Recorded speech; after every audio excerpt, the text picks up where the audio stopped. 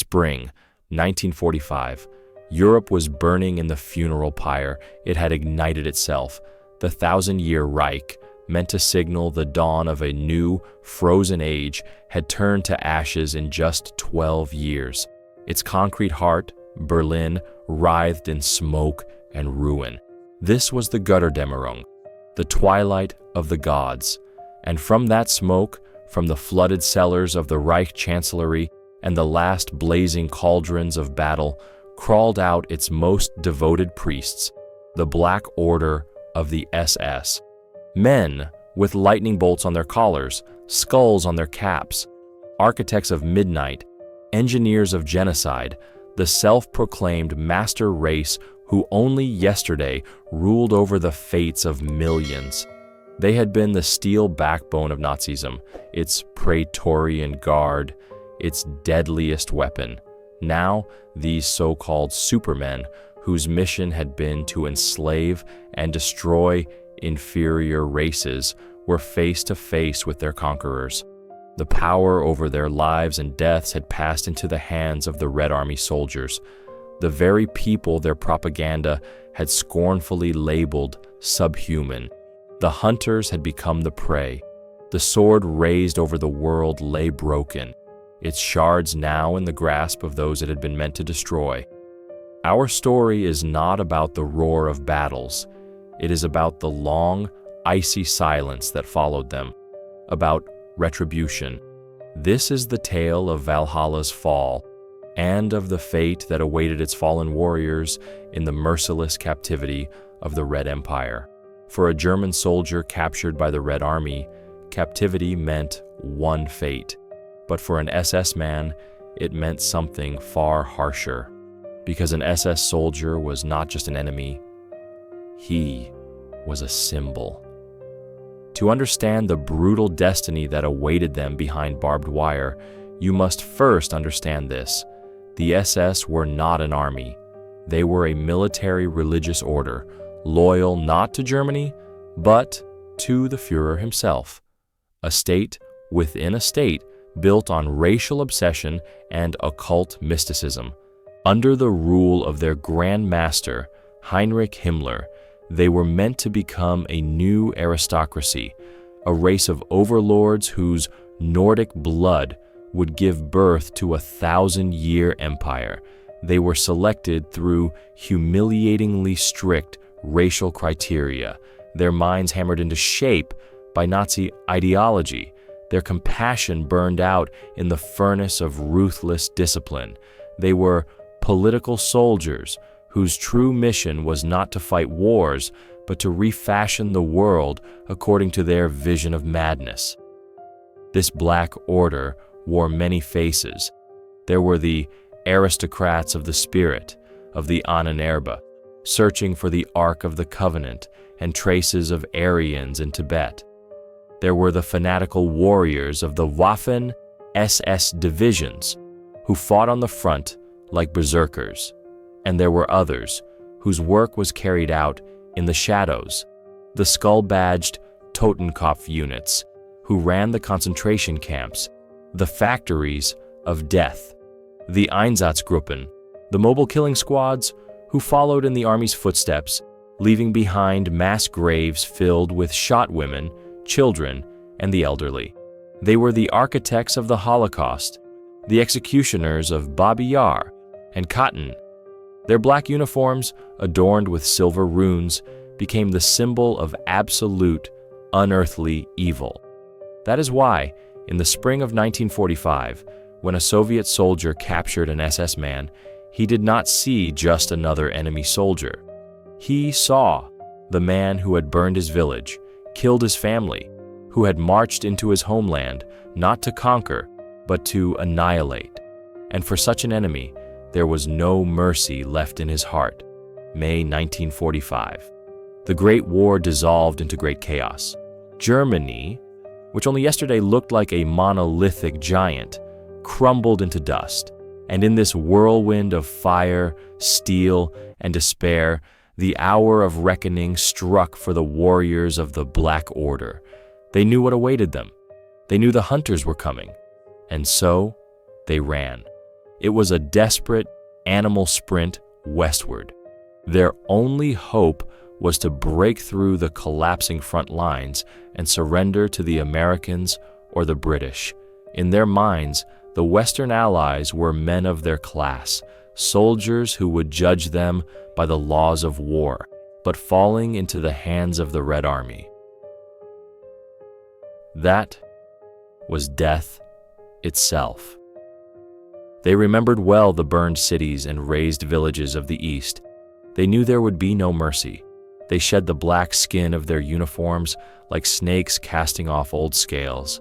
They tore away their runes, burned their papers, slipped into the gray, anonymous uniform of the Wehrmacht or into ragged civilian clothes, hoping to vanish among the endless flood of refugees and prisoners. But there was no hiding from the past. Almost every one of them bore the mark of Cain, a tiny blood-type tattoo inked under the left arm. What had once been a badge of the master race had become their curse. They tried to burn it off, cut it out, even shoot themselves in the arm, anything to erase the fatal clue. But the hunt was already underway. Shadows followed in the chaos of retreat. The men of Smersh, death to spies, they were the hounds of war, trained to track, capture, and destroy. They spun an invisible web of filtration camps through which millions of soldiers and refugees passed, and they interrogated Wehrmacht prisoners who eagerly pointed out their former SS overlords for revenge. The method was brutally simple. In the endless gray sea of prisoners, a Smersh officer would give a quiet, almost casual order. Shirt up. A heartbeat of hesitation, the hunted look in a man's eyes, then a reluctant hand reaching toward the armpit. And in that pause, fate was sealed. A blood-type tattoo, once a mark of elite privilege, was now a sentence of death, handed down without trial. Retribution found them in barns, in forests, in the long columns of prisoners. For the SS, the war did not end with surrender. For them, it had only begun, a descent into their own private hell. It happened even before the fall of Berlin. On July 17, 1944, after the Red Army annihilated Germany's Army Group Center in Operation Bagration, Stalin decided to give the world and his own people a living proof of triumph. The event carried a name as cynical as it was elegant: the Great Waltz. And so, through the streets of Moscow, along the Garden Ring, flowed endless gray rivers of men. 57,000 German prisoners, among them generals and SS officers. This was not a parade, it was an anti-parade, a ritual procession of shadows. They walked not in crisp formation, but shuffling, heads down, in filthy, tattered uniforms, still decorated with iron crosses that no longer meant anything. Yesterday's conquerors of the world, the self-proclaimed supermen, stumbled through the asphalt of the enemy's capital like cattle driven to the slaughter. But the most terrifying thing was not the sight, it was the silence. On both sides of the streets stood hundreds of thousands of Muscovites, and they did not shout curses. They said nothing. In that silence, the silence of women who had lost their husbands, of children left without fathers, there was more hatred than in any cry. It was a frozen, wordless gaze of vengeance, a gaze that must have pierced the soul and burned with an icy fire. And when the last column passed, the street cleaners rolled out behind them. Slowly, they washed down the very streets where the prisoners had walked, scrubbing away the dirt left by the boots of the defeated. That symbolic act of cleansing spoke louder than any words. This was not just humiliation. This was the public desecration of their myth. Moscow was showing the world, you are filth, and we will wash you from our land. for the SS men who marched in those columns and for those who would fall into captivity the following year. That grim procession was the prologue to their fate. They understood there would be no mercy. What awaited them was a long reckoning in the country they had failed to break. Their gods were scattered to the wind, and they themselves were ground down by the unforgiving machinery of the Gupfi, the main directorate for prisoners of war and internees of the NKVD. But even there, among the sea of millions in captivity, the wearers of the black uniform carried a special status. They were never mixed with ordinary Wehrmacht soldiers.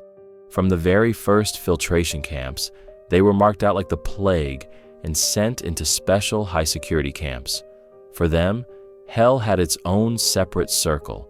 Their new existence stood on three pillars: hunger, cold, and exhausting labor. The ideology of the superhuman dissolved in thin soup and crumbled with every ration of black bread.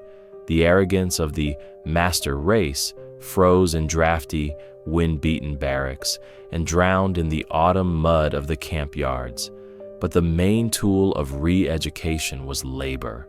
Work until collapse, until blood-red blisters, until blackness before the eyes. The self-proclaimed builders of a new world order were now sent to rebuild what they had demolished in fury. There was a higher, almost poetic justice in it. They cleared the ruins of Stalingrad, raising from the ashes with their own hands the city that had become the grave of their army. They built factories in the Urals, mined coal in the pits of Donbass, felled timber in the boundless Siberian taiga. Their world, once filled with parades, rituals, and Gothic castles, shrank to a primitive trinity: pickaxe, shovel, wheelbarrow. And over it all hung a constant, sticky fear. This was not the quick death of the battlefield. This was slow, methodical breaking, endless interrogations, midnight summonses to the investigator, recruitment of informants. The NKVD did not simply use them as manpower. It wove a net around them, collecting evidence for the trials to come. In this frozen wasteland, under the indifferent sky of a foreign land, their souls withered away piece by piece.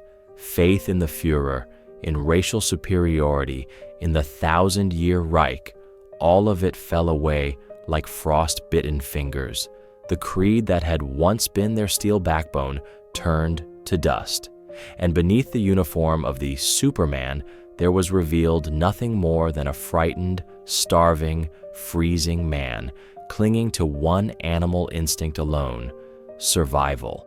The self-styled rulers of the world had become faceless camp dust. Justice of the victors had two faces.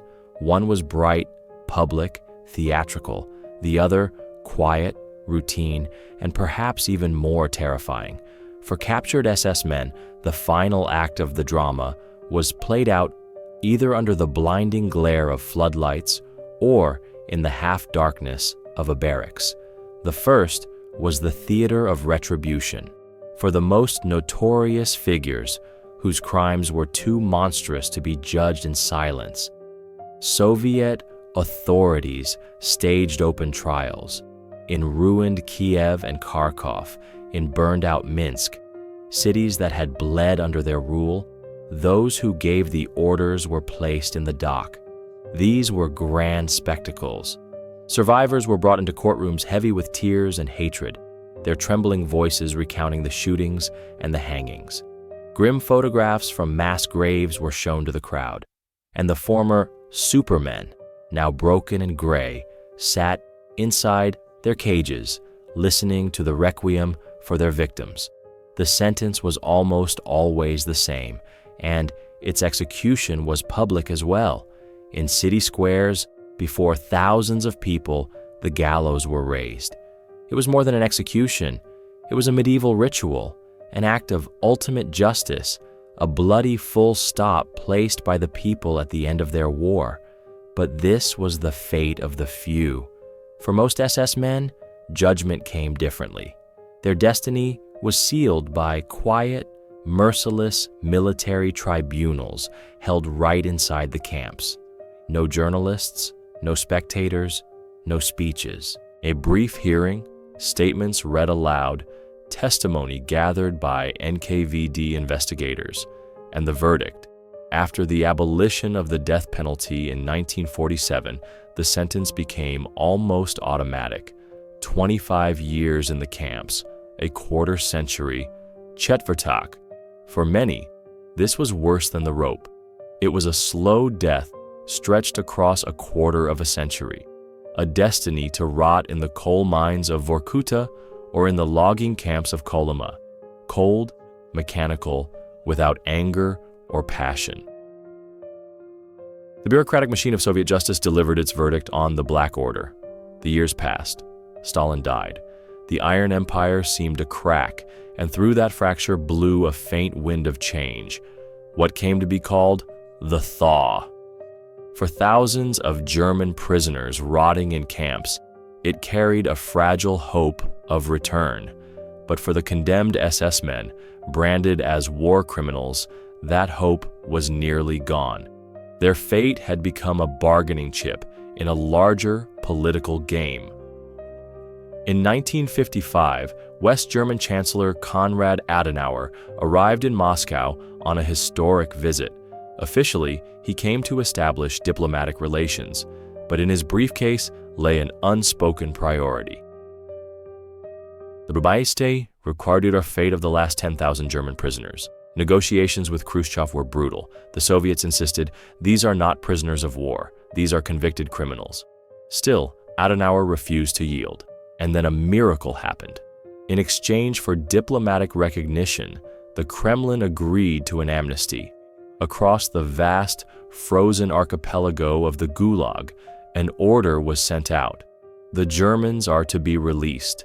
And from the coal mines, the logging camps, the construction sites, from the very edge of nothingness, shadows began to emerge.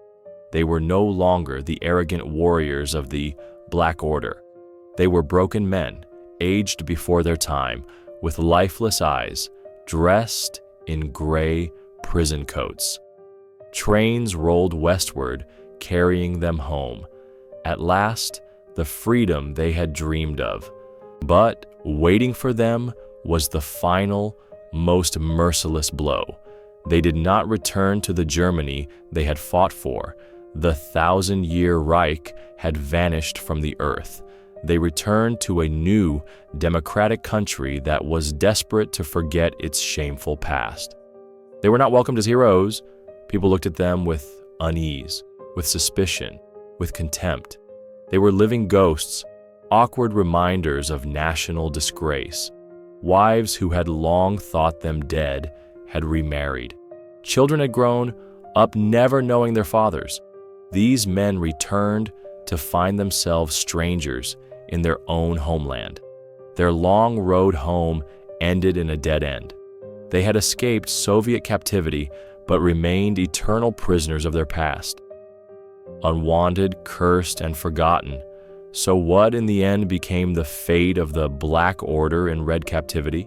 Stripped of ideology and propaganda, it stands before us as a grim and monumental parable of retribution.